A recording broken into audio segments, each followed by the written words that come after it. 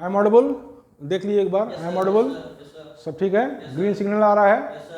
तो ठीक है। तो फ्रेंड्स ऐसा है कि मैं आज कुछ क्वेश्चंस, मैं काफ़ी लेट हो रहा है न्यूटन्स लॉ ऑफ मोशन में, न्यूटन्स लॉ ऑफ मोशन में काफ़ी लेट हो रहा है, मैं इतना लेट नहीं करना चाहता हूँ। मैं रिजिड बॉडी डायनामिक्स या रोटेशन मैकेनिक्स पे जाना चाहता हूँ, लेकिन कुछ क्वेश्चंस अभी एडवांस के प्रीवियस ईयर्स के बचे हैं, तो मैं चाहता हूँ वो 8-10 क्वेश्चंस को मैं डील कर दूँ, और उनको फुल एंड फाइनल डील करने के बाद हम लोग नेक्स्ट वीडियो से जो है रोटेशन मोशन पे आ जाएंगे। ठीक है ना? कंफर्टेबल हैं आप लोग? रिजिड बॉडी डायनामिक्स और रोटेशन मोशन पे आ जाएंगे। और पहले 3-4-5 वीडियो में, मत करिए ऐसा, 3-4-5 वीडियो में हम लोग इसका क्या बनाएंगे, आपको बेसिक कंसेप्ट देंगे, और बेसिक कंसेप्ट्स के बाद 3-4-5 वीडियो के हम मेडिकल पास्ट ईयर और आईआईटी पास्ट ईयर के आईआईटी एडवांस पास्ट ईयर सारे सवालों को लगाएंगे।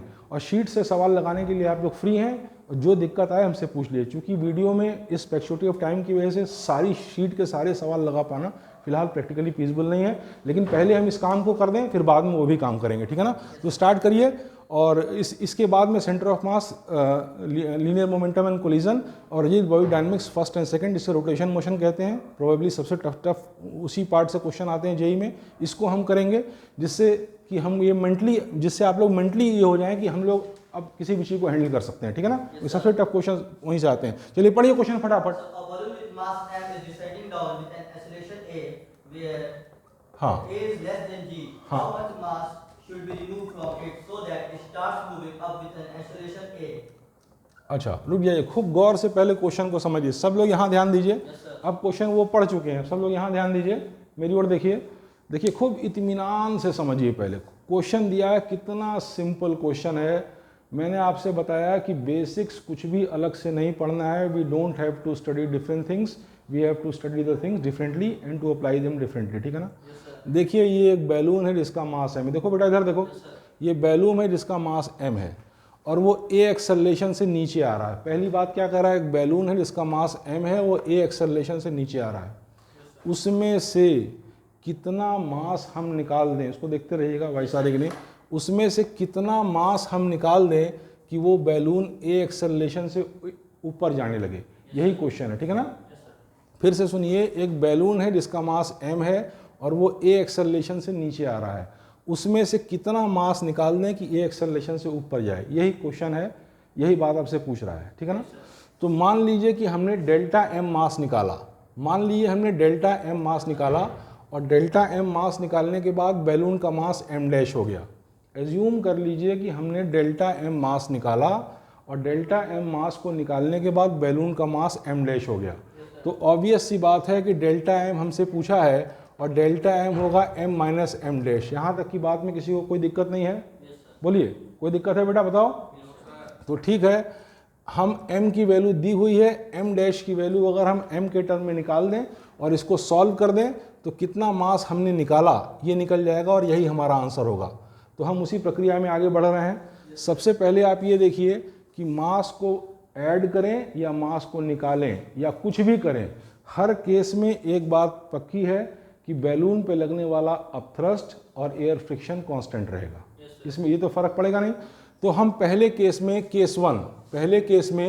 केस वन हम मान लें कि बैलून जो है, हम मान लें कि ये एयर फ्रिक्शन और या अपथ्रस्ट जो भी है, इसकी एक फिक्स्ड वैल्यू f है दोनों केस में, तो दोनों केस में f ही रहेगी। तो पहले केस में आप इसका फ्री बॉडी डायग्राम बनाइए। इसके ऊपर एक फोर्स mg नीचे लग रहा है, और ये F फोर्स ऊपर लग रहा है। ठीक है ना? ये फ्रिक्शन फोर्स और बाइंड फोर्स दोनों का कंबाइंड इफेक्ट दिखा रहा है। ठीक है ना?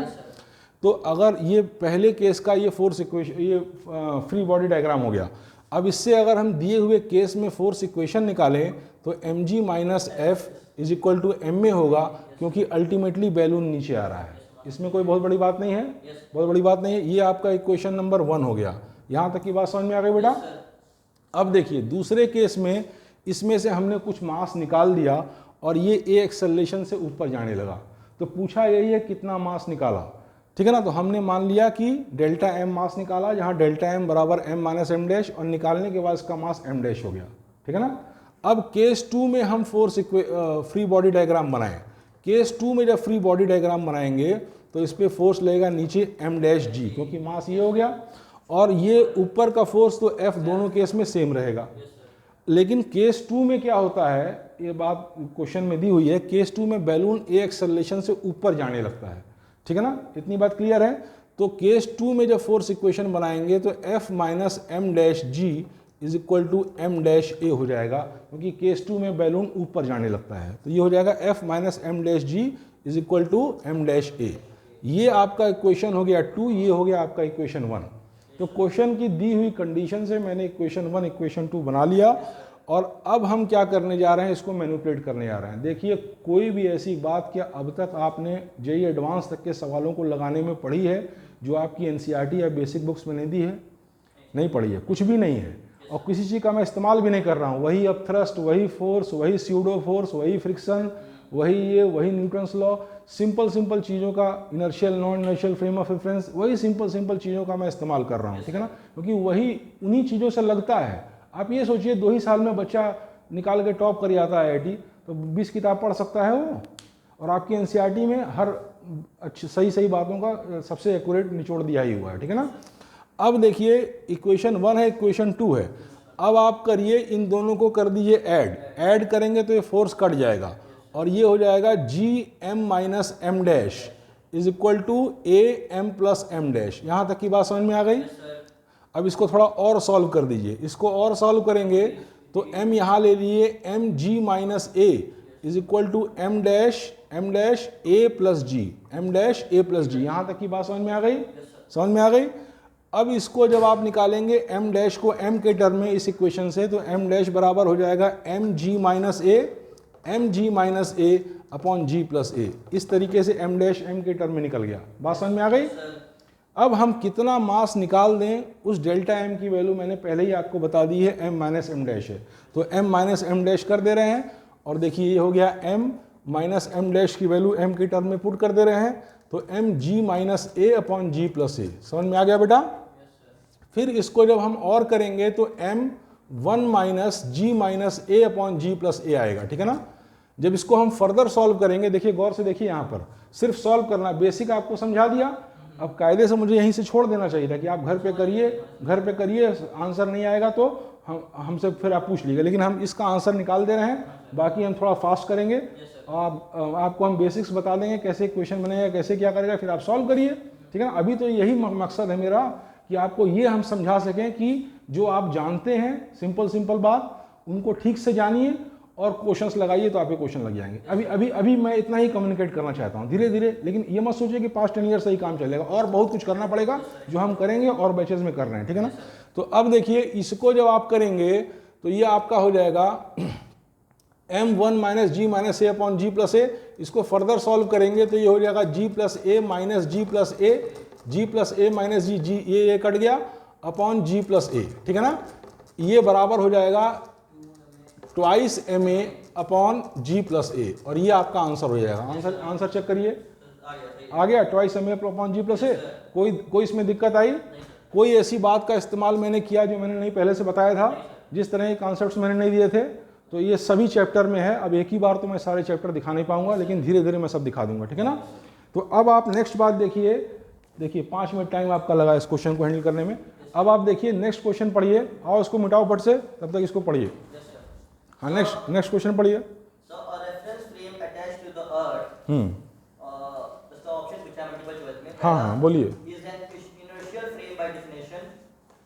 हाँ, Cannot be an inertial frame because the earth is Tej revolving मिटाइए। around the sun. हाँ, Third, is an inertial frame because Newton law are applicable in this frame. Fourth, cannot be an inertial frame because the earth is rotating about its own axis. हाँ, देखिए ये आपका multiple correct answer type question है, इसको ऐसे मत रखिए। ये आपका multiple correct answer type question है। ये आपका क्वेश्चन जो है multiple correct answer type question है। मैं आपको पहले ही बता चुका हूँ कि जेईई एडवांस में, जेईई मेंस में तो सिंगल करेक्ट ऑप्शन टाइप आते हैं।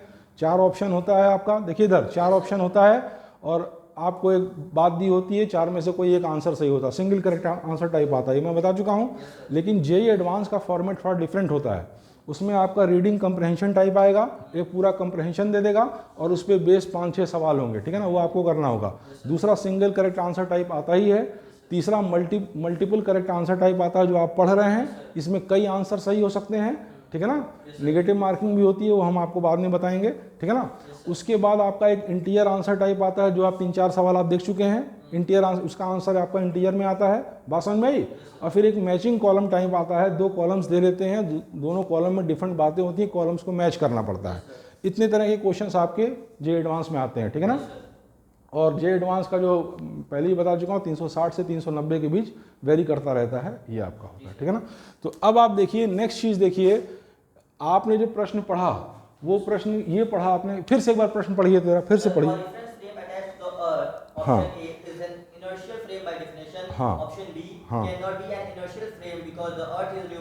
अच्छा अब चुप रहिए, मैंने आपको इनर्शियल फ्रेम और नॉन इनर्शियल फ्रेम के बारे में एक डिटेल्ड वीडियो भी दिया था, ऑनलाइन भी पढ़ाया था, ऑफलाइन भी पढ़ाया था, ऑफलाइन भी पढ़ाया था और डिटेल्ड वीडियो भी दिया था। हर बात समझाया था कि इनर्शियल से क्या मतलब है, नॉन इनर्शियल से क्या मतलब है। इनर्शियल फ्रेम फिर से मैं उस बात को रिपीट कर दे रहा हूँ, रिकैप मार दे रहा हूँ 1 मिनट के अंदर, टाइम है भी। तो देखिए इनर्शियल फ्रेम ऑफ रेफरेंस एक ऐसा फ्रेम ऑफ रेफरेंस होता है जिसमें लॉ ऑफ इनर्शिया होल्ड करता है, Newton's law of motion hold करता है। न्यूटन्स लॉ ऑफ मोशन हर जगह वैलिड नहीं है, केवल इनर्शियल फ्रेम ऑफ रेफरेंस में वैलिड है। मैंने पूरा डिटेल वीडियो दिया, ऑफलाइन भी पढ़ाया, ठीक है ना। और क्या कहते हैं, रुक जाइए, इनर्शियल फ्रेम ऑफ रेफरेंस कोई भी फ्रेम ऑफ रेफरेंस इस दुनिया में परफेक्टली इनर्शियल नहीं है, कोई भी फ्रेम ऑफ रेफरेंस इस दुनिया में परफेक्टली इनर्शियल नहीं है। हालांकि earth up to a good approximation, practical purposes के लिए हम इनर्शियल फ्रेम ऑफ रेफरेंस मान सकते हैं, इसमें Newton's law of motion valid होता है और लॉ ऑफ इनर्शिया होल्ड करता है, ठीक है ना। अगली बात यह है कि कोई भी ऐसा फ्रेम ऑफ रेफरेंस जो अर्थ के रिस्पेक्ट में कांस्टेंट वेलोसिटी से मूव कर रहा हो, यानी अनएक्सेलरेटेड हो या रेस्ट पे हो, उसको भी हम इनर्शियल मान सकते हैं। ये सारे डिस्कशन हम पहले कर चुके हैं, उसी बात का हम इस्तेमाल करेंगे। तो इसमें 3-4 option, multiple correct answer type आपने 3-4 ऑप्शन पढ़ा है, संभवतः आपने 2 ऑप्शन ऐसे पढ़े हैं, it can not be treated as in, अगर नहीं आंसर मैच करेगा तो फिर से पढ़ दीजिएगा, मेरे ख्याल से यही आपने पढ़ा है। It can not be treated as a inertial frame because it is revolving around its axis and rotating around its axis and revolving around the sun। ये दोनों ऑप्शन सही हैं, ये दोनों ऑप्शन सही है। पर प्रैक्टिकल पर्पसेस के लिए तो हम मान लेते हैं, सुन लीजिए, प्रैक्टिकल पर्पसेस के लिए तो हम मान लेते हैं कि inertial frame of reference earth है, ठीक है ना, up to a good approximation. लेकिन उसमें जो ऑप्शन आपके दिया है उस हिसाब से आपको यही 2 आंसर सही लग रहा है।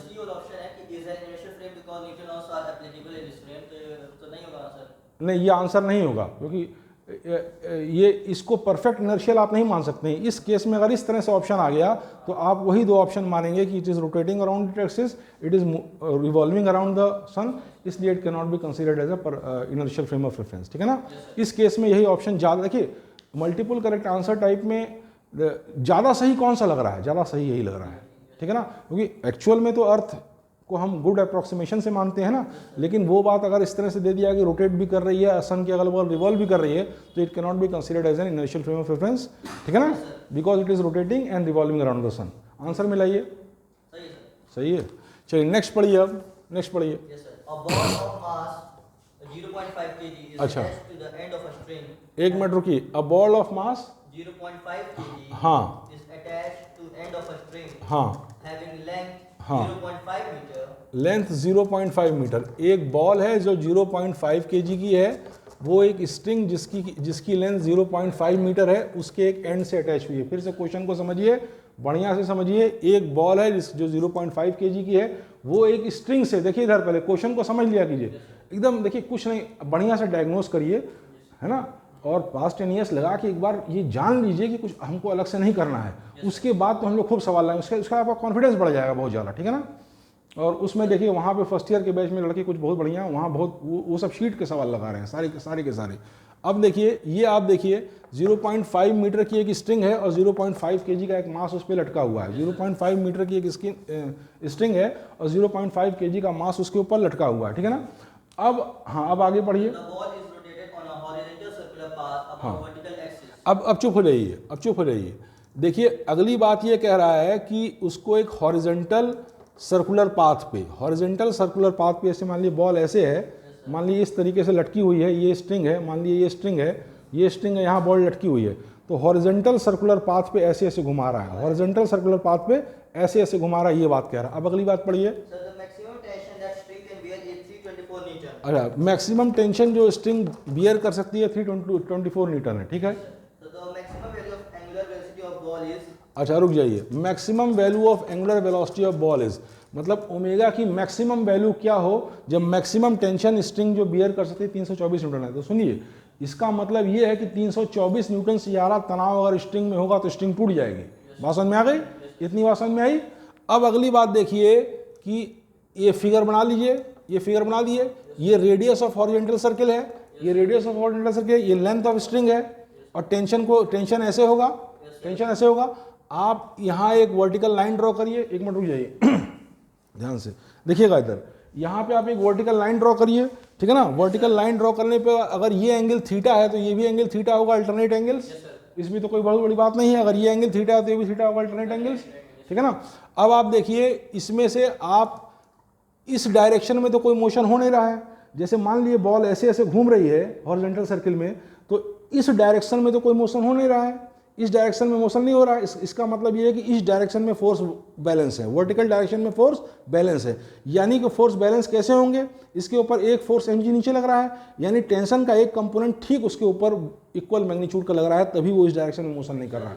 बॉल घूम रही है तो उसके ऊपर सेंटीमीटर फोर्स निकलेगा। हाँ, सेंटीपिटल फोर्स बता रहे हैं ना, टेंशन का दूसरा कंपोनेंट जो है सेंटीपिटल फोर्स देगा, लेकिन टेंशन का एक कंपोनेंट वेट को बैलेंस करेगा, क्योंकि अगर ऐसे हॉरिजॉन्टल सर्किल में घूम रही है तो इस डायरेक्शन में ना कोई मोशन हो रहा है, तो इस डायरेक्शन में नहीं हो रहा, तो टेंशन का एक कंपोनेंट जो है वेट को बैलेंस करेगा और एक कंपोनेंट सेंटीपिटल फोर्स देगा। यही बेसिक कॉन्सेप्ट है। इस तरह की बात हम पहले डील कर चुके हैं, पहले की वीडियोस में भी है, क्लासेस में भी है, तो बहुत सिंपल हो गया पास्ट ईयर, है ना, बहुत सिंपल हो गया। तो अब इसको जब डील करेंगे तो टी कॉस थीटा बराबर कितना होगा, mg, टी कॉस थीटा बराबर mg, और टी साइन थीटा बराबर कितना होगा, mv स्क्वायर बाई आर या एम आर ओमेगा स्क्वायर। ये तो आप जानते हैं, कोई बॉडी अगर सर्कुलर पाथ पे ओमेगा एंगुलर स्पीड से मूव करती है, ये बात आप अच्छी तरह जानते नहीं बेटा, तो उसका जो सेंटीपिटल फोर्स होगा वो एम आर ओमेगा स्क्वायर होगा। बात समझ में आ गई?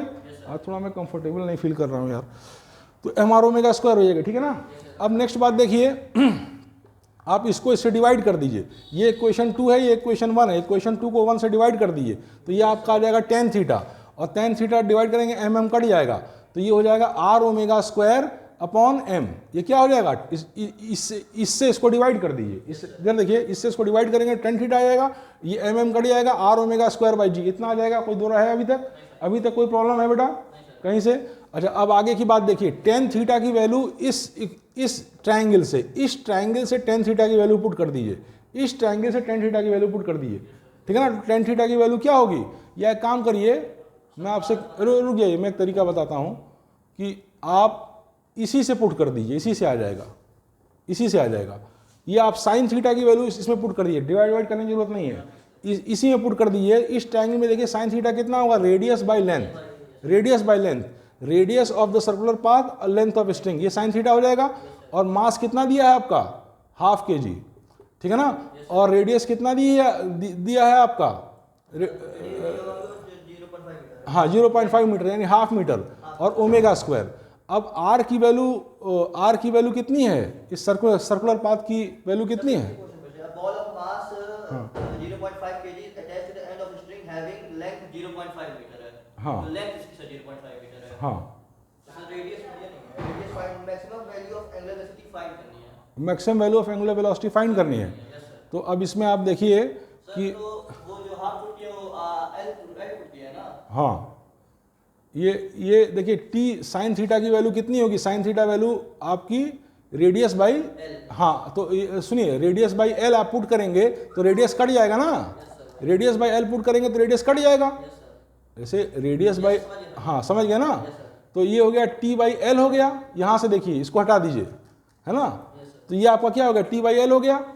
अब देखिए नेक्स्ट चीज देखिए, मास की वैल्यू हाफ दिया हुआ है, ओमेगा स्क्वायर नहीं दिया है, और टी की वैल्यू कितना दिया है, टी की वैल्यू भी हाफ दिया है ना, तो हाफ टी की वैल्यू, एल की वैल्यू हाफ दिया है ना, तो हाफ में 1/2 करेंगे, 2 ऊपर चला जाएगा, और ये 2 इधर चला जाएगा, 4t, ओमेगा स्क्वायर बराबर 4t, ओमेगा स्क्वायर बराबर 4t आ गया ना।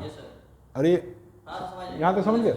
अब आप नेक्स्ट चीज देखिए, ओमेगा स्क्वायर बराबर 4t हो गया, तो ओमेगा की मैक्सिमम वैल्यू कितनी होगी, ओमेगा की मैक्सिमम वैल्यू कितनी होगी, टेंशन की मैक्सिमम वैल्यू के करस्पॉन्डिंग ही ओमेगा की मैक्सिमम वैल्यू होगी। ये बात क्लियर हो गई, टेंशन के मैक्सिमम वैल्यू के करस्पॉन्डिंग ही ओमेगा की मैक्सिमम वैल्यू होगी।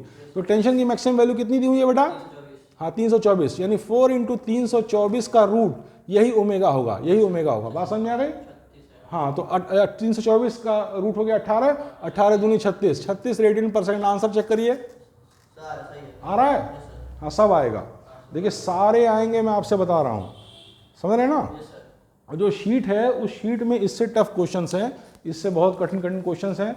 जे शीट का पर्पस ये होता है कि इस लेवल पे आपको प्रिपेयर कर दिया जाए कि आपको फिर आईटी में कितना भी प्रेशर हो आप क्वेश्चन हैंडल कर सकें, ठीक है ना? तो शीट के सारे प्रॉब्लम्स लगाने भी नहीं है, ठीक है ना? चलिए, शीट के प्रॉब्लम को जो 4-5 बार लगाए टॉप कर जाएगा वो, ठीक है ना? अब आप नेक्स्ट पढ़िए। A block of mass हाँ। m1 is equal to 1 kg फिर हाँ, a block of mass m1 is equal to 1 kg, and another mass m2 is equal to 2 kg हाँ are placed together on हाँ। an inclined plane हाँ with the angle of inclination theta. हाँ Various values of theta are given in list 1. हाँ, बोलिए क्या क्या value है? So दिया है p theta is equal to 5 degree, list 1 theta is equal to 5 degree, q theta is equal to 10 degree, ये p है, ये q है, theta is equal to 10 degree, r theta is equal to 15 degree, theta is equal to 15 degree, s theta is equal to 20 degree. 20 degree, ये इतनी value दी हुई है। और list 2 में क्या दे रहा है? Subsequent question है हाँ। the coefficient of the friction between the block m1 हाँ and the plane is always 0. हाँ, ये हमेशा जीरो है। अच्छा, ये प्लेन पे रखा हुआ है, इंक्लाइन प्लेन पे, Yes sir. और ये आपका m1 ऊपर रखा है कि m1 नीचे रखा है? m1 ऊपर m2 हाँ, नीचे. ऊपर ही होगा, क्योंकि अगर नीचे होता तो सरक जाता, अगर वो नीचे होता है m1 तो सरक जाता, तो m1 ऊपर ही होगा। तो यानी 1 kg यहाँ पे है, 2 kg यहाँ पे है, और ये जो है ये म्यू इज इक्वल टू 0, ये फ्रिक्शनलेस है, ये पार्ट फ्रिक्शनलेस है। फिर नेक्स्ट चीज तो बोला है कि the coefficient of static and dynamic friction between the block m2 and the plane are equal to u is equal to 0.3. अच्छा ठीक है, इसके बीच जो कोफिशिएंट ऑफ काइनेटिक फ्रिक्शन है और स्टैटिक फ्रिक्शन है दोनों एक ही होंगे और वो 0.3 है। इसके बीच जो कोफिशिएंट ऑफ काइनेटिक फ्रिक्शन और स्टैटिक फ्रिक्शन है दोनों एक ही होंगे, 0.3 है। फिर नेक्स्ट क्या बोल रहा है? In list 2, हाँ। expression for the friction on the block m2 are given. हाँ ठीक है, वो Sir, पढ़े। वो है 1 हाँ। m2g sin theta, m2g sin theta, second है m1 plus m2 ब्रैकेट में g sin theta. g sin theta, multiple correct answer type question है। Yes sir. हाँ चलिए नेक्स्ट बोलिए। थर्ड हाँ, mu m2g cos theta. Mu m2g cos theta. Next, तो fourth है mu bracket में m1 plus m2 हाँ g cos theta. जी cos theta. देखिए एक बात बहुत बढ़िया समझिए, मैं आपको एक क्वेश्चन समझा दे रहा हूँ, कुछ और डाटा भी दिया है, कुछ और। तो बोला है सर कि match the correct expression of the friction in list 2 with the angles given in list 1 हाँ and choose the correct option. हाँ। The acceleration due to gravity is denoted by g. हाँ, acceleration due to gravity g है। और क्या दिया है?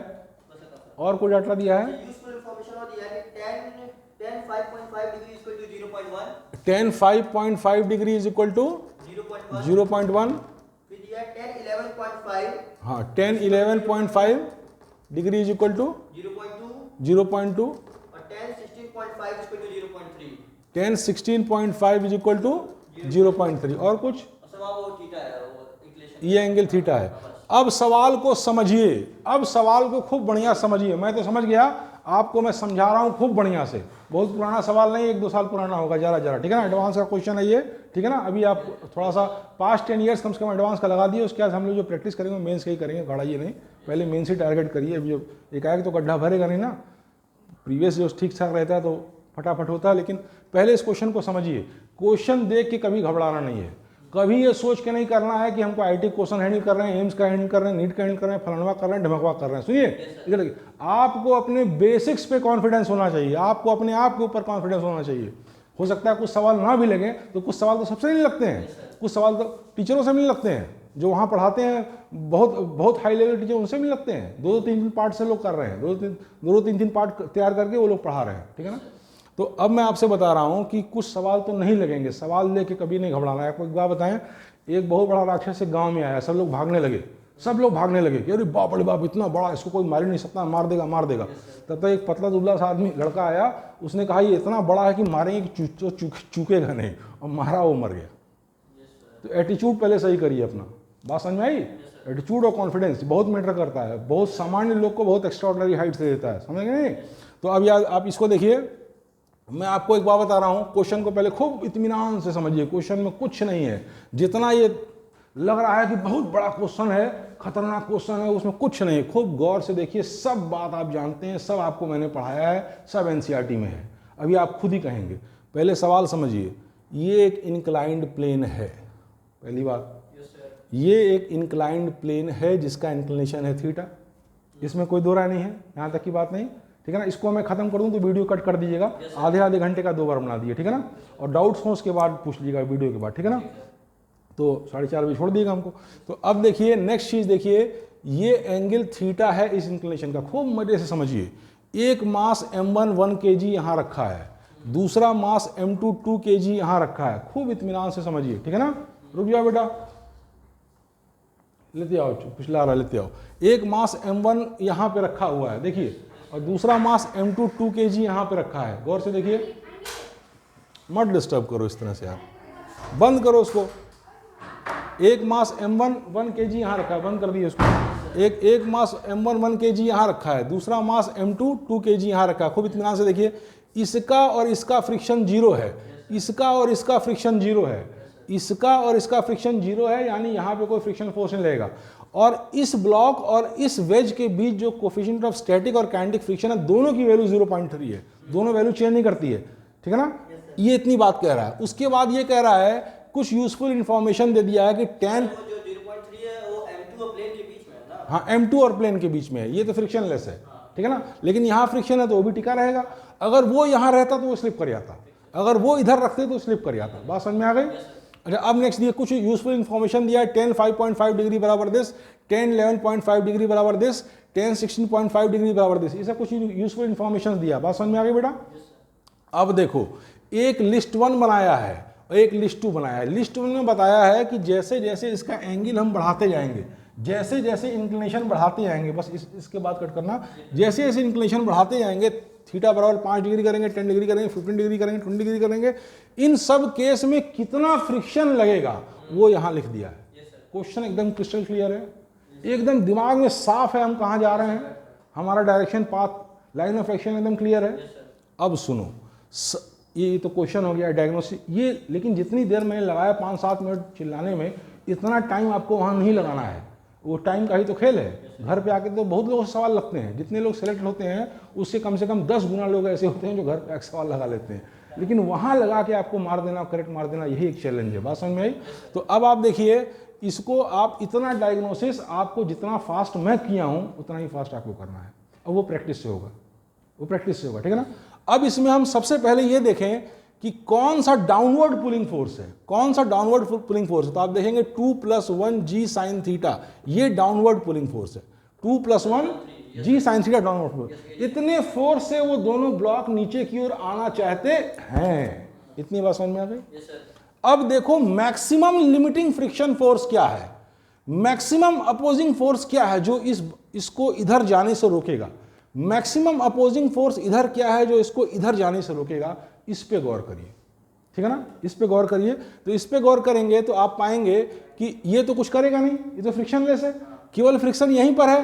तो ये हो जाएगा म्यू, यानी 0.3 म्यू, m की वैल्यू 2, g की वैल्यू 10, म्यू mg, ठीक है ना। और साइन थीटा, g की वैल्यू g कह रहा है, 10 नहीं कह रहा है, तो g पुट करिए, ठीक है ना, into cos theta. Mu mg cos theta limiting friction force है जो इस फोर्स को अपोज करेगा, मैक्सिमम अपोज जो कर सकता है। मैंने आपको पहले ही बताया था, वीडियो में भी दिया है कि लिमिटिंग की फ्रिक्शन, स्टैटिक फ्रिक्शन क्या होता है, सेल्फ एडजस्टिंग फोर्स होता है, उसकी एक मिनिमम से एक लिमिटिंग वैल्यू होती है। तो जो लिमिटिंग वैल्यू है वो ये है, इससे ज्यादा तो स्टैटिक फ्रिक्शन लग ही नहीं सकता है। जब ये इससे ज्यादा हो जाएगा तो ब्लॉक नीचे आ जाएगा, पहली बात तो ये जानिए। जब ये डाउनवर्ड पुलिंग फोर्स इससे ज्यादा हो जाएगा अपवर्ड रेजिस्टिव फोर्स से, तो ब्लॉक नीचे आ जाएगा, ठीक है ना। इससे आप निकाल लीजिए कि किस एंगल पर ये स्लाइड करना शुरू करेगा। ये बात देखते ही स्ट्राइक कर जानी चाहिए आपके दिमाग में, ठीक है ना, किस एंगल पे ये स्लाइड करेगा, ये आप निकाल लीजिए। मेरी बात समझे। तो अब जो एंगल उससे कम है उस पे बॉडी स्टैटिक रहेगी, जो एंगल उससे कम है उस पे बॉडी क्या, हिलिए मत, आराम से बैठिए। जो एंगल इससे कम है उस पे बॉडी ये स्टैटिक रहेगी, मूव नहीं करेगी, ठीक है ना। तो मूव नहीं करेगी तो कितना फ्रिक्शन लगेगा, मत लिए, स्टैटिक फ्रिक्शन एक सेल्फ एडजस्टिंग फोर्स है, एक सेल्फ एडजस्टिंग फोर्स है। तो जितना अप्लाइड फोर्स इधर होगा m1 प्लस m2 जी साइन थीटा, जितना m1 प्लस m2 जी साइन थीटा होगा उतना ही फ्रिक्शन फोर्स लगेगा। जब तक ये मूव नहीं किए, जब तक ये मूव नहीं किए, बात समझ गए, तब तक m1 प्लस m2 जी साइन थीटा जितना फोर्स से पुल कर रहा है उतना ही फ्रिक्शन फोर्स लगेगा।